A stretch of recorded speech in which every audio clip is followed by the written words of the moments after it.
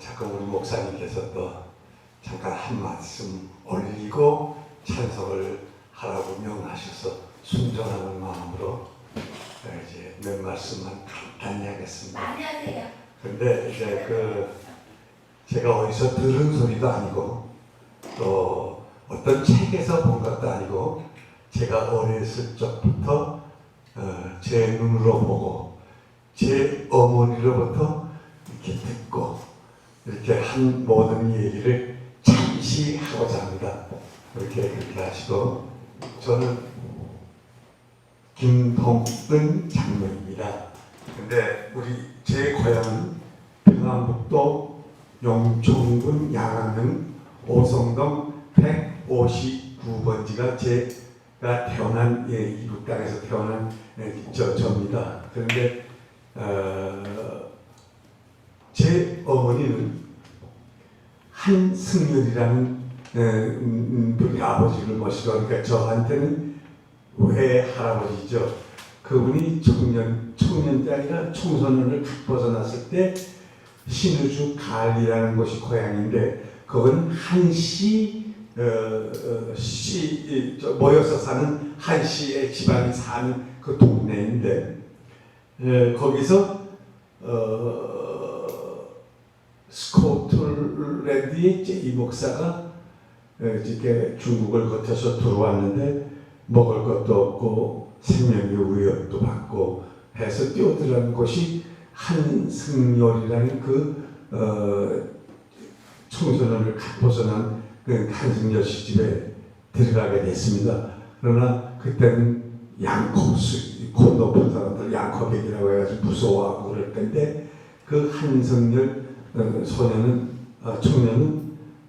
그분을 스코틀랜드의 선지자를 배격하지 않고 받아들여서 밥도 먹을 것도 줬고, 그분이 하자는 대로 그날 저녁에 빨리빨리 얘기하겠습니다. 그날 저녁에 예배를 그 두 분이 앉아서 드리게 됐습니다. 그것이 이제 가족 예배의 시발점으로 제 어머니는 이제 말씀을 하시더라고요, 평소에. 근데 이제 청소년을 벗어난 한승열 씨는 그 후에 결혼을 하게 돼가지고 딸 5에 아들 하나를 낳아서 6남매를 낳아서 키우는 도중에 제 어머니는 그분의 셋째 딸입니다. 한경복입니다. 그리고 또 지금 내가 하고자 하는 것은 그 어머니 한경복 씨와 그 동생 막내 여동생 한경실이라는 그 사람을 통해서 얘기하고자 합니다. 두 분에 대해서. 그분 두 분이 딸 5 중에 그 셋째 딸하고 막내 딸이 예수님을 영접하고 같이 믿게 됐는데, 갈리에서 이렇게 해서 시집을 갔습니다. 두 분이 다 시집을 갔는데, 한 사람은 김원갑이라는 사람한테 시집을 갔고, 한 사람은 김치복이라는 사람한테 시집을 가게 됐습니다. 근데 이제 간단히 얘기하기 위해서는 줄이겠습니다. 그 한경복 씨는 어느 부잣집에 이제 시집을 갔는데, 조선계화 집이 한 마당에 담장 안에 한 10여 채가 넘는 그런 한옥집에서 물론 시집을 갔는데, 어디가 어딘지를 모르고 이제 글을 파는데 시어머니께서 손잡고선 따라오라고 해서 갔는데, 어느 그 조선계화 집, 화려한 조선계화 집 조그마한 집에 들어가라고 해서 들어가 봤는데, 거기에 아나콘다 같은 큰 뱀이 멍석에 들어넣어서 이렇게 자고 있는데, 너는 오늘부터 이 시집온 첫날부터 이제 얘기하는 거예요. 오늘부터 이 구렁이를 잘 섬기고 먹을 것을 이제 갖다가 내가 갖다 주고, 너는 이것을 중점적으로 보살피라고 이렇게 명을 내리셔서 어머니가 예수님을 받아들이고 시집을 갔는데, 그걸 하라니까 그 자리에서 이제 거부감이 많이 났지만 참고, 그 옛날에 참아야 되지 않겠습니까?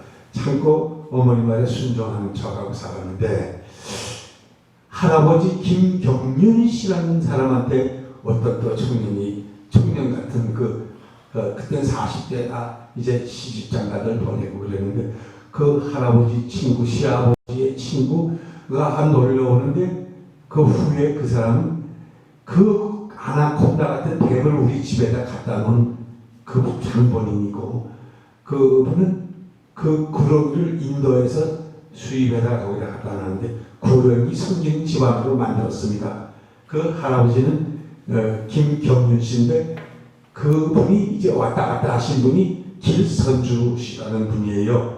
그분은 박수 무당과 같은 그런 공부를 좀 한 사람인데 그래서 어머니가 저 사람이 구렁이를 갖다 놓은 사람이구나 이렇게 생각하고 상당히 그 사람을 남겨봤는데 공부도 많이 했고 점잖은 사람인데 그렇게 해서 어머니는 겉으로는 그랬지만 구렁이를 내쫓아야 되겠다 하는 생각에 매일 안 보는 데서 그 구렁이를 아주 그냥 관찰하기 시작했습니다. 그래가지고 살짝 문을 멀리서 보면 닫았지만 살짝 열어놓고 나오시고 그랬는데 구렁이가 그 후로 이제 저절로 도망가게 됐고 길선주 씨한테 왔다 갔다 하는 길선주 씨한테 아버지가 시집 올 때 가져온 성경책을 주면서 선생님 왜 이런 걸 하세요? 이 성경을 한번 읽어보고 한번 이 사람 예수라는 사람을 한번 연구해 보세요 해가지고 이게 주게 됐습니다. 그분이 바로 길선주라는 그분이 길선주 목사님이 되셨고 우리나라의 독립선언문 33인 중에 한 사람입니다. 그분이. 그리고 뒤로는 독립자금을 많이 독립군에게 조달했던 그러한 분이십니다. 근데 그리고 이제 6.25 직전에 그 막내 제2모지요. 그 이분이 시집간 사람이 김치복 씨라는 사람인데 그분은 간단히 얘기하면 인천 한국유리, 대한화재보험회사, 대광중고등학교, 숭실대학 등등 교육계나 여기저기에서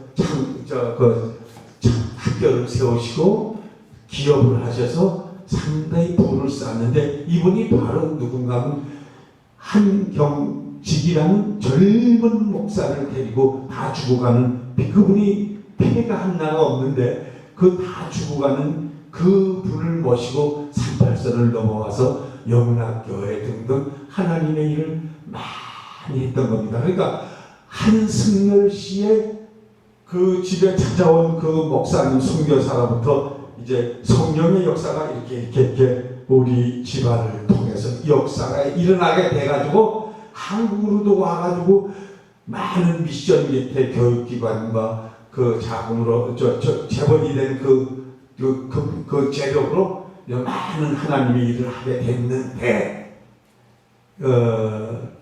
그만이야 김치복 장로님 그 재벌 되신 그분은 그만이야 사탄한테 지어서 그 결혼하지 않은 내 친작은 이모의 말고 셋이가 애를 낳은 셋이가 7명이나 되는 죄를 범하게 됐습니다. 그래서 연세대학교에 있는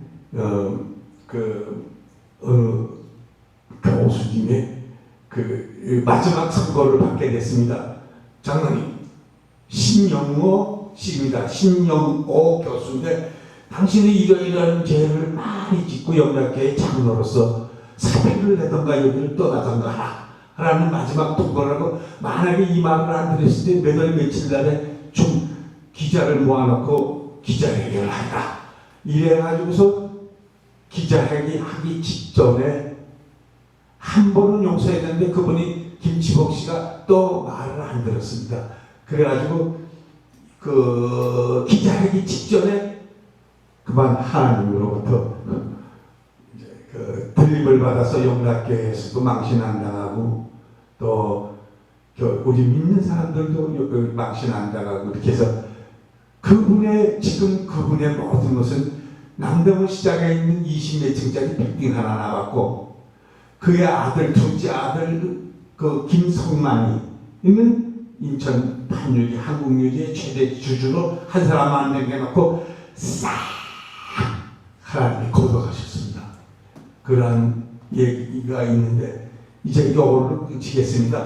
끊치고 2편, 3편, 4편은 다음에 기회에 있는데 로 하시겠습니다. 그분들이 여기 내려와서 성령의 역사로서 하나님의 일을 많이 한 거는 그냥 많습니다. 그 다음에 또 이걸 하기로 하고 오늘은 찬송을 제가 하겠습니다. 찬송가 내 주는 사랑